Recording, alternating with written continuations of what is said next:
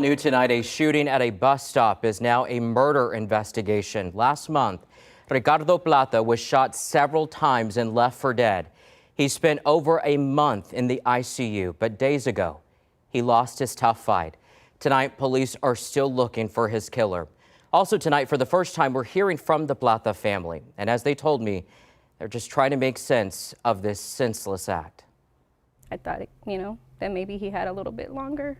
Ricardo Plata hung on as long as he could. He did fight through the whole 40 days and did everything that he could himself. Plata, who went by Rick, recently died after spending 40 days in the ICU. It's our tragedy, but it also happens every day, He ended up in the hospital on September 7th. On that day, San Antonio police say Rick was waiting at a bus stop at Skyview Drive and Bandera Road. He was shot several times. After getting hit, the family says he was still conscious and able to talk to emergency crews. He was able to respond to the paramedics and tell them, call my family. To this day, investigators still don't know what led up to the shooting or who pulled the trigger. He didn't deserve that, No one does.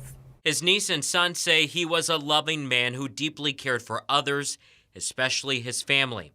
And that is how they want to remember him. He loved the outdoors. He loved to ride his bike. He was like you and me, San Antonio police say this is now a murder investigation.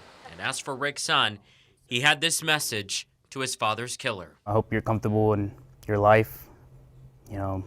As they say, may the Lord have mercy on your soul, but, at this moment in time, I don't believe that I will. The family plans to hold a vigil tomorrow night where the shooting happened. Tonight, SAPD says this is still an active investigation and wouldn't comment about any leads. If you know anything about this case, please call San Antonio Police.